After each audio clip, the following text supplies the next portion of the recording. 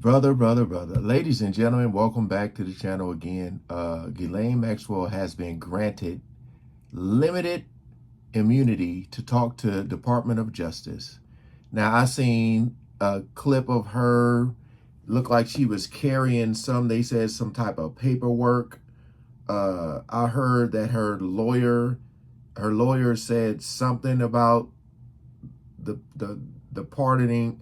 Look, man. To think that all the things that she was accused of, and to hear that title, yeah. Hey, we ain't gonna waste no more time. Let's jump right into it. We are just learning this hour that Jeffrey Epstein's ex-girlfriend, Ghislaine Maxwell, was granted limited immunity in order to talk with Trump's personal attorney turned Deputy Attorney General Todd Blanche. Now, what did this mean, this limited immunity? Well, it allowed Maxwell to provide information without any fear that anything she said that is truthful can be used against her in the future. Jeez. Maxwell is, of course, serving a 20-year sentence in connections with Epstein's. It is a conviction she's actually in the process of appealing. And after the second day of these unusual meetings between Maxwell and the Trump Department of Justice, Maxwell's attorney just said this about a potential pardon from Trump. We haven't spoken to the president or anybody about a pardon just yet. And you know, listen, the president this morning said he had the power to do so. We hope he exercises that power in the right and just way. All right, look, people have been talking about this for days. So at least they're coming out and saying it, black and white. They're not beating around the bush. They're not pretending they don't want a pardon. They want a pardon. They're saying it. And as for Trump, he's saying he doesn't want to talk about it right now, but he's leaving the door open. Listen to what he had to say. A lot of people are asking me about pardons. Obviously, this is no time to be talking about pardons. It's something I haven't thought about. It's really something. It's something I'm allowed to do it, but it's something I have not thought about. All right, well, he says he hasn't thought about it. But of course, in the context of everything that's going on right now, I mean, come on. He also knows Maxwell personally. And he said this about her right after her arrest in connections with Epstein's crimes in 2020. I do wish her well. I'm not looking for anything bad for her. Well, tonight, far-right activists... Again, you know, I just reacted to that other video. So what she just was talking about isn't news to me. But again, to not flat out say no, I mean, I think it's very telling. I don't know how you guys are looking at it, but it's not looking good. Laura Loomer, who is in Trump's ear and is highly influential in the MAGA world, tonight posted an upside-down smiley face on a post about Maxwell seeking a pardon from Trump. And it is very important to listen closely to Trump's words about pardoning Maxwell, because he said, quote, "This is not the time to be talking about pardons," right? And then he continued and he said, his words again, "I haven't thought about it." Well, some people might say, well, that means he hasn't thought about it and he's not opening the door, and okay. Well, those exact words do, though, sound very familiar. Oh, no. I don't want to talk about pardons for Michael Flynn yet. You pardon Paul Manafort? I have not even given it a thought as of this moment. Roger Stone, are you going to pardon him, sir? He's been convicted of felonies. Am I going to pardon him? Well, I hadn't thought of it. I think it's very tough what they did to Roger Stone.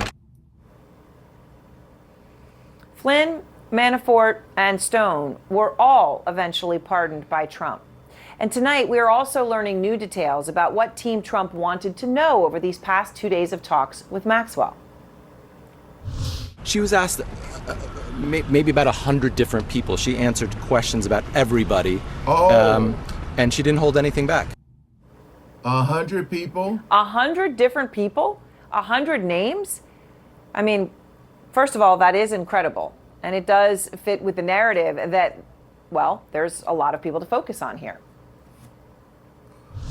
I feel like out of all those 100 people, it's going to be like a lot of people I ain't going to be familiar with. some names she was probably asked about isn't going to be shocking. Look, man, this is what I was talking about. I said it feels a lot more united than it has in the past. Right now, it feels united because a lot of people, I mean, you still have some people who, I mean, of course, people are talking about what's going on with Obama and all that. I'm like, look, whatever needs to happen needs to happen. But y'all need to take care of this in the order it was received. So handle this first with the damn Epstein stuff, and then whatever is out after that, follow suit. I'm just saying right now, when you have people, it seemed like that supported him on his team, calling for the same stuff that a lot of people who don't support him, when they're united on this, yeah, I feel like they're trying to keep us divided right now. This is crazy though, man. When you see all of this stuff, I said it's coming out like rapid fire. You should focus on Clinton.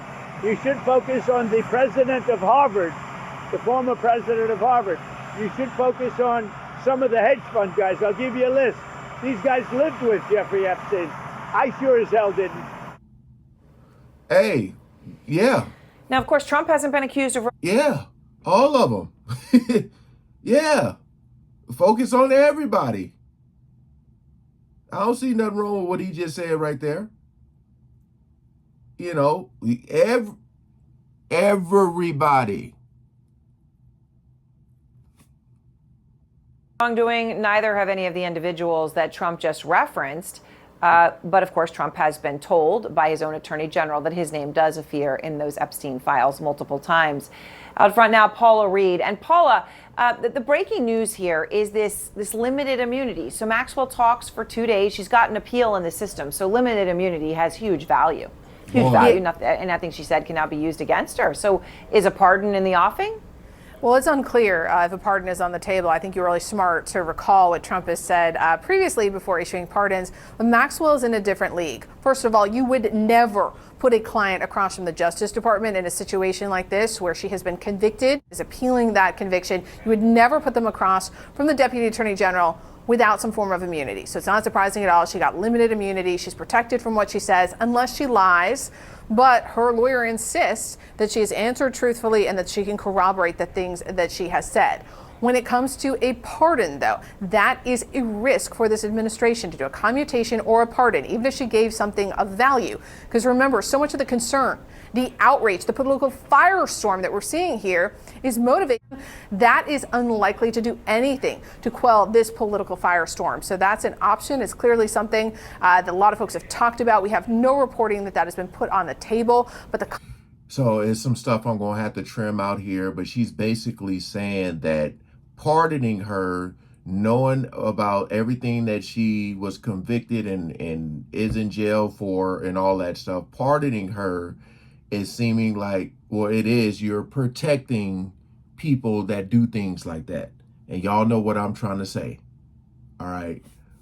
So my whole thing is, that's why I said a pardon is going to look really bad, extremely bad. It's like you're trying to cover up something.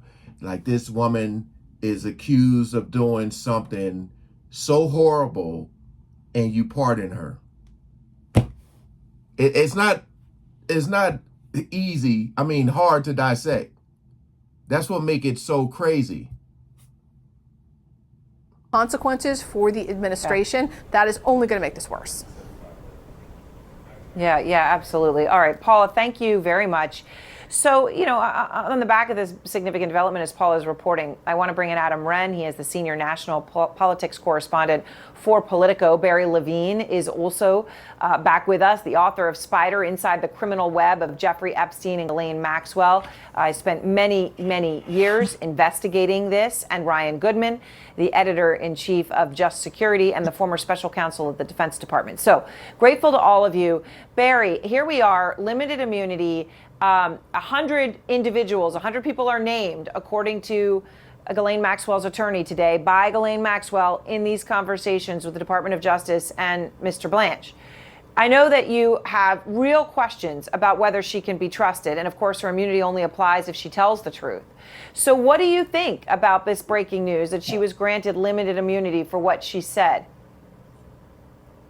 Well, Aaron, certainly this is the most sensational development that we've had in this case. Here we have someone who was right next to Jeffrey Epstein, who was his co-conspirator. And for the very first time, she talked for 9 straight hours over 2 days.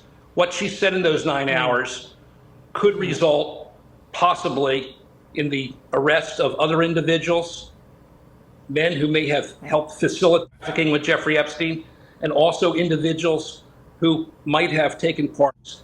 I'm only thinking about the victims tonight, how they're reacting to this. You know, if Ghislaine Maxwell is finally going to do one thing right in her life, it is tell the truth and help these victims get closure on this horrible, horrible crime. Man. Right. Of course, she was convicted. I mean, there have been opportunities for truth before, Ryan. Here we are. Maybe now's the moment. I mean, what do you think happens here now, Ryan? She's got this limited immunity. Apparently, according to her lawyer, mentions 100 people, or is asked about 100 people, but 100 individuals are discussed. So what happens now? So if we were in a normal situation, what could happen next is that the Justice Department might very well have leads to open investigations on other people. And there's strong reasons to believe, in fact, it's a fact, that there were several other people involved, people who are in the elite class and have gotten away with it.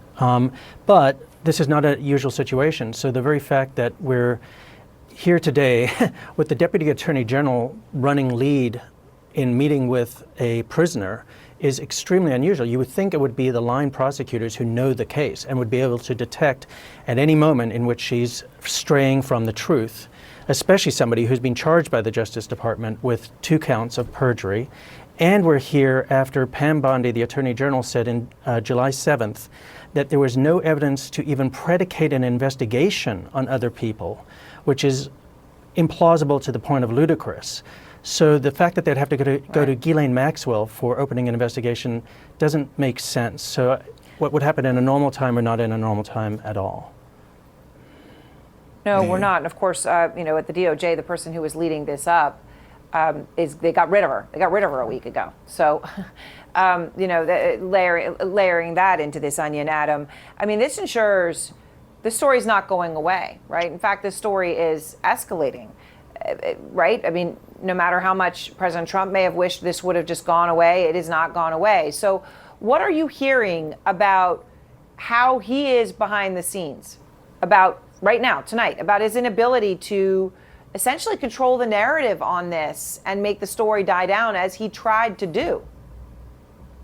Yeah, well, I reported this week from a Republican close to the White House who was in the Oval Office with him after he found out that he was implicated. And essentially, he told this person that he thought that the media, his political opponents, were going to, quote, F him anyways, regardless of whether he had distance from the criminality in this, that the appearance of this was not going to be good for him politically. And so that gives us a window into his state of mind here, that he's defensive about it. And of course, the timeline, as we look at it in light of the Wall Street Journal reporting, reveals that. After that May briefing, he becomes remarkably defensive over a period of weeks, where at a cabinet meeting, he shoots down, says that Jeffrey Epstein isn't interesting, is boring. And then he has the Truth Social post a couple Saturdays ago where he attacks Democrats, Obama and Biden, for putting phony stuff in these files. So clearly he's frustrated and is defensive about this. Yeah, man. I mean, I feel like it's going to be more and more and more videos coming out as people give their opinion on what took place. I just want to know what the conversation looked like as they're talking, and she's giving all this, talking about 100 people, like who's in the room, how many people are there, are they recording this? Because I'm just like, man, I don't want them talking about they lost the tape, they lost the evidence of what she was saying, and this and this and that and that. But I've said it. I said something big. I feel like something big is coming, and I don't know if it's good or bad. I don't know.